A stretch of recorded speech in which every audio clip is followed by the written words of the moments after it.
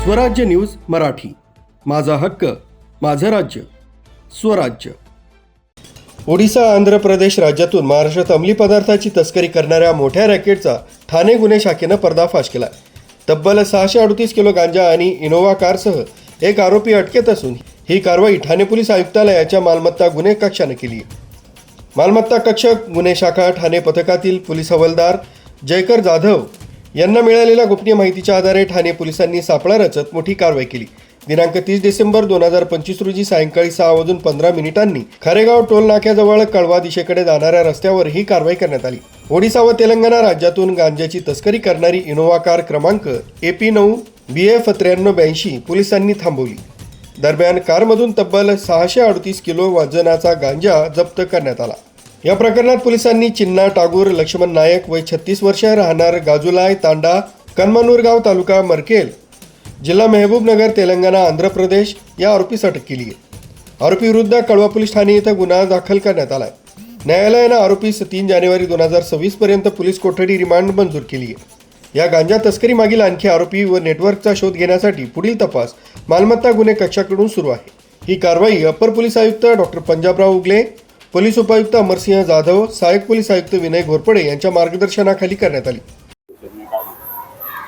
मालमत्ता कक्ष गुन्हे शाखा येथील पोलीस हवालदार जयकर जाधव यांना माहिती मिळाली होती की ओडिशा आणि तेलंगणा येथून काही इसम ठाण्यामध्ये गांजा विक्री करण्यासाठी गांजा घेऊन येणार आहेत। त्या अनुषंगाने मालमत्ता कक्ष गुन्हे शाखा यांचे पोलीस निरीक्षक गोरखनाथ घारगे, PSI संजय भिसे, PSI शीतल पाटील आणि त्यांच्या टीमने ACP विनय घोरपडे यांच्या पर्यवेक्षणामध्ये सापळा कारवाई आयोजित केली।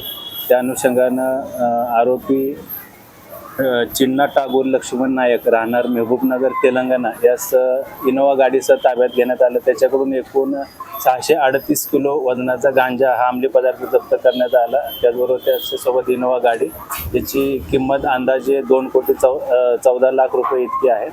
आरोपीस अटक करून त्याचा पोलीस कस्टडी रिमांड हा 3 जानेवारीपर्यंत मिळालेला आहे। सदर सापळा कारवाईच्या दरम्यान या आरोपीला अजून कोणी मदत केली आहे का किंवा त्याच्या गाडीच्या पाठीमागे किंवा पुढे अजून कोणतं वाहन किंवा गाडी किंवा इसम होते का या अनुषंगाने तपासामध्ये अधिक तपास आम्ही करत आहोत। त्याचबरोबर सदरचा माल हा ओडिशा आणि तेलंगणा या ठिकाणाहून आलेला आहे। त्या अनुषंगाने देखील मालमत्ता कक्षाचं पथक अधिक तपास करत आहे। त्याबद्दल सुद्धा अधिक आम्ही प्राथमिक चौकशी केली आहे। त्याची नावं देखील काही निष्पन्न झालेली आहेत। त्याची खात्री करून त्या अनुषंगाने पुढील कायदेशीर कारवाई करणार आहोत। आरोपीचा पूर्व इतिहास आम्ही तपासत आहोत। त्याच्यामध्ये काही तेलंगणा आंध्र प्रदेश या ठिकाणी काही गुन्हे दाखल आहेत त्या अनुषंगाने देखील आम्ही माहिती घेत आहोत। आरोपीला किती दिवसाची पोलीस 3 जानेवारीपर्यंत पोलीस कोठडी आहे।